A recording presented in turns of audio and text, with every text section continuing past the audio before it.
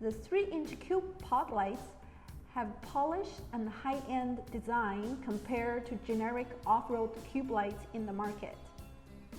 The core of this design is the superior projector optics with precision beam patterns that give you the punch you need on the road. You can install these cubes in the front as driving lights or fog lights that are legal for on-the-highway use, or in the rear as super bright backup lights. Flash mount is available to be installed inside the bumper.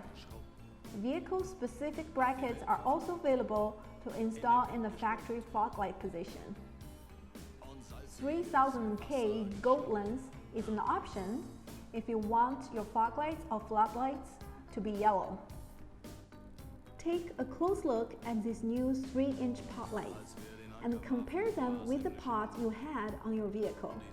You will be amazed by the difference they make on the road. Als ich über die Reling sah, da glaubte ich zu träumen.